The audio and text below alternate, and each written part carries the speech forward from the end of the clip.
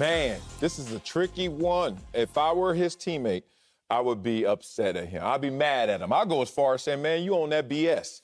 And the version of me you see now is actually the mild-mannered version. And you think I'm ruthless and mean now. Dog, when I played, I didn't even care how good I was. I just told my truth. Now, when I was sorry or when I was young, I didn't go out there and just try to tell everybody what I was feeling. Mm-hmm. But when I was the man, I walked up to you and said, let me let you know something. In this situation, it depends on what teammate you're talking to. Most of them don't have the security to even think about it. No one has the security of Aaron Rodgers. But even if you're talking about Aaron Jones or somebody who's a beast, not everybody wants to walk up to Aaron Rodgers and tell him the truth. But I ain't going to see him today, so let me tell him on camera right now. That's fair. Here's the thing. As a teammate, I'm like, you going to pull away from this team when we're this close? Where in the hell are you going? We are a top 4 team, and we ain't number 4, big dog. Where you going? How about you do this? You go grab the water hose, and I go grab the hoe. And we come make horticulture. You still don't know my exact. You think I'm talking about something else? I didn't know. I was confused. 8th grade. I took horticulture. What's that mean? You don't know. It's like an upside down rake. You got to use the hoe. That is called a hoe. That's called yes. Upside down rake is called a hoe. I don't know if it's upside down, but it goes this way. So you know what I'm saying. Thank you for the clarity. Yeah. Look in there right now. I'm Googling You'll see a hoe. So I'm not Googling that, okay? Let me tell you first and foremost what I'm not Googling, okay? My parents still check my search history. So grab the hose, grab the hoe, and let's just go out there and make this grass greener. It's even in our uniform color, dog. We wear green. What the hell? But he thinks the grass is greener. Where can he go? Top 3 teams, I think Green Bay is one of them. You can say Buffalo, whatever you want to say. But you can talk about Kansas City. Is he going to Kansas City? No. Is he going to Tampa? No. Oh, he going to Denver because he's going to resurrect because they got a lot of pieces around there. And then he's going to make that situation as good as what he already has. So if I'm a teammate of his, I simply say, well, my grandma used to always tell me, baby, you can't make sense out of nonsense. And Aaron Rodgers, all this dust you kicking up, all these bridges you're burning that you built yourself, your own labor, your own greatness helped build these bridges. You're going to burn them all down for what? You going to retire? No good outcome. You're going to go to another situation and hope you top 4? That's not a good outcome. So what is all of this for? If I'm his teammate, I'm giving him smoke. So I think his teammates need to and better be understanding. And here is why. You know this better than anybody. And I say that a lot, but this time it rings the most true. In the NFL, you are never accurately paid.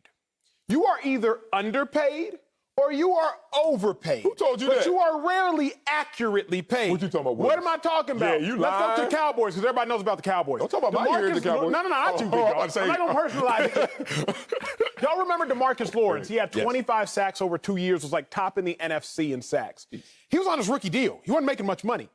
Then he signs a $95 million deal, $105 million, excuse me. Oh, yeah. And he has 11 sacks over the last 2 years. He goes from being drastically underpaid to drastically overpaid. He was never fairly paid. Ezekiel Elliott, rookie year on his rookie deal, not making a ton of money.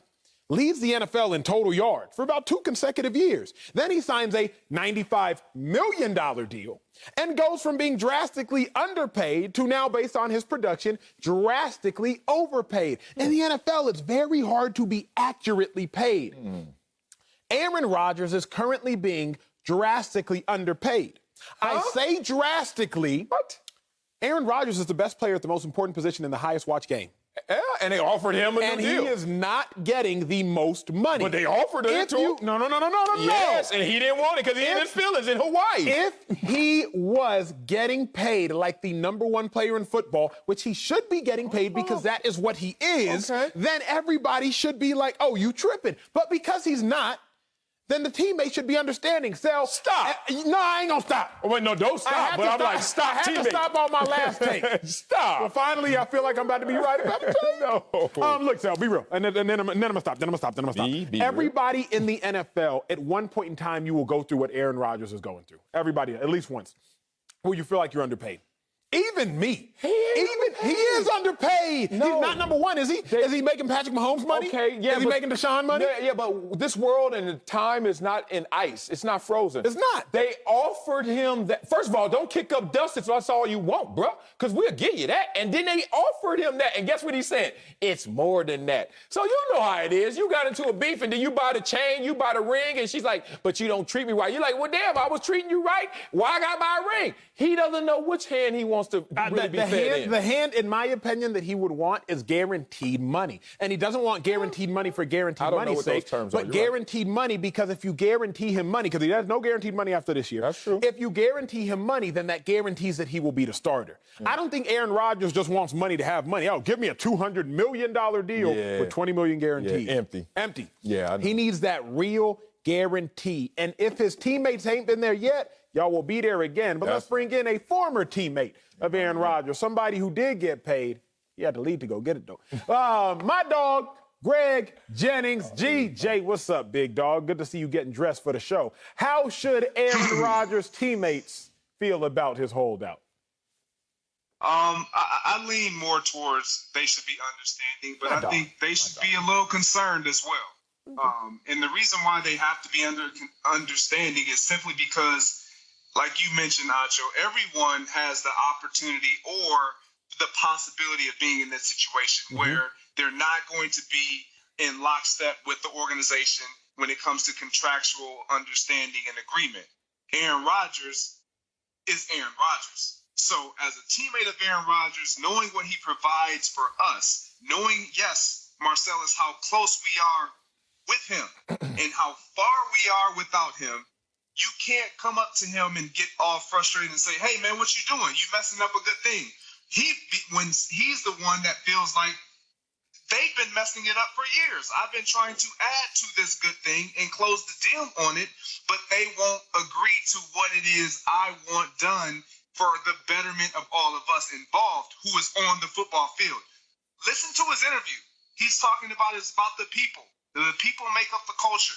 Don't just make decisions based on what you feel will help you down the road when we're right now in the present and the guys in that facility and in that locker room are playing for the now, not the future. Totally understand organizations doing that, but if I'm a teammate of Aaron Rodgers, number one, I know his value. And I know I'm better with him than I am without him. And the game will continue to go on if he decides to just walk away. But if he has not made that decision up, I'm trying to do everything I can to be on his side of things because it makes our side of things a lot better. Man, I wish I was with y'all because I respect you guys so much. And look, we all played the game, so maybe we're looking at the same thing from different vantage points. But I just see some hypocrisy right here. I see some contradictions. I'm very principle-based. I don't give a damn how good you are. I don't care how many stripes you have. I don't care how many Letterman jackets you wear. I don't give a damn how many MVPs you earned. If you are going out there and doing this and it's hurting all of us, I will only give you a pass if you are in the right. But what is right about this situation? He wants more money. They say, we'll offer you more money. But you guys don't even have a mutually respectful relationship to the point where you can even work out those terms. So I'm going to stay out of that if I'm your teammate. But then I'm going to say, you want to retire? That means leave the game altogether or go to Denver or somewhere when it's all good right here. All you got to do is work out those terms. But that's not enough. Let me tell you what I'm really feeling beyond that layer, because I'm trying to listen to Aaron Rodgers at first. Then I'm going to tell him what I'm really thinking. Look, Aaron, let's be real. They've been screwing you over for a while in terms of the draft and not getting you the proper weapons. They got Jordan Love. They ain't even give you the phone call. We get it. But you know what? For some reason, you still were a good citizen to this team, this organization, this community. You still were walking in here, participating in full, even though they weren't treating you right. I wonder why. Because all of a sudden you've hit a boiling point, a breaking point. And it's weird that it's coincidental with you winning an MVP. Because you're a two-time MVP before this, you win another MVP, and then all of a sudden it's all about the people and no love. They ain't been giving you love. I just don't understand why now. Now, Aaron Rodgers knows that answer, and so far he hasn't explicitly stated why now. But if Aaron Rodgers just simply wanted money, he could have got his money. If Aaron Rodgers just wanted more love, that's a tougher sell. But at the same time, this is not going to get you what you want. This is not going to end in more love. It's going to end in more empty words that's going to be disguised as love. But Sal, let's talk this. Because you, of all people in America, should understand this. Because from what I've learned and garnered from you two sitting next to you for a year now, almost at our year anniversary. Oh, look at that. To sit next to you for a year now is you understand money. Yeah. You understand how to acquire money, but more than that, you understand leverage. Mm-hmm. What I've learned from sitting next to you is you understand leverage. We've talked on camera and off camera. I won't reveal off camera so you don't KD me. But we've talked off camera, Sal. Right. Aaron Rodgers, let me preface with this, America. It is rare in the NFL that you have leverage. Let me preface Say that with again. It's incredibly rare in the NFL for you to have leverage. You hope that once every 4 years you get leverage, and you also hope that once that you get leverage, it coincides with when you need leverage, a contract year. That's what you hope. Aaron Rodgers has leverage. Let's dissect this, Sal. Yes, he does.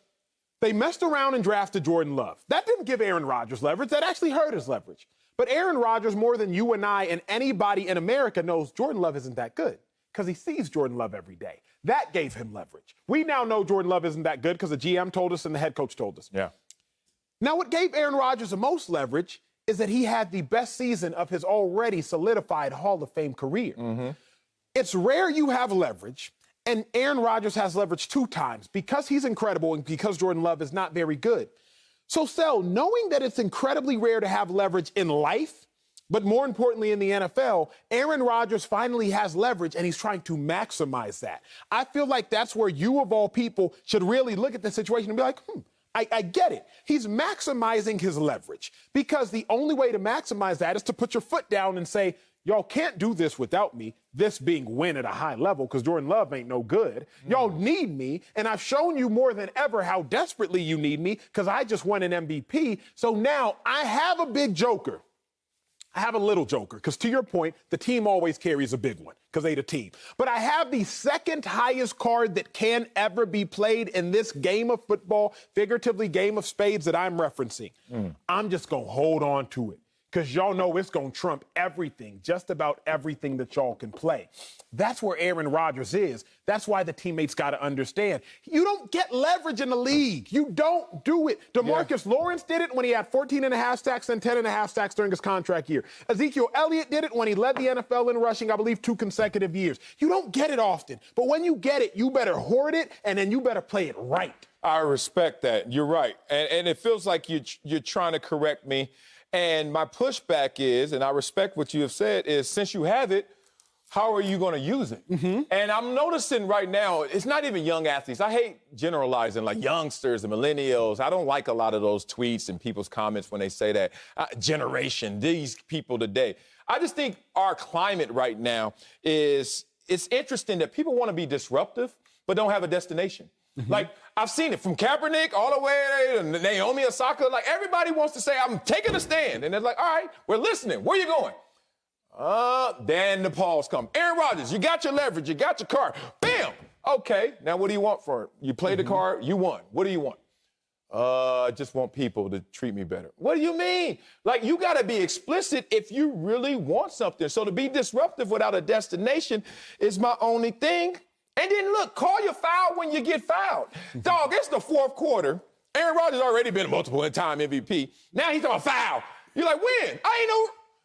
No, you remember when? Like, hey, bro, the second quarter fouls don't get called in the 4th quarter. It just feels a lot of that. So all I want, Aaron Rodgers, if you got this much leverage, let me be Aaron Rodgers. Let me tell you how I would go about this. It would be really simple. I wouldn't even brought y'all into it. I wouldn't be on social media talking about the media. Who goes on social media to talk about the media and say the media is a problem? Woo, these people out here today. So be disruptive, but just have a destination.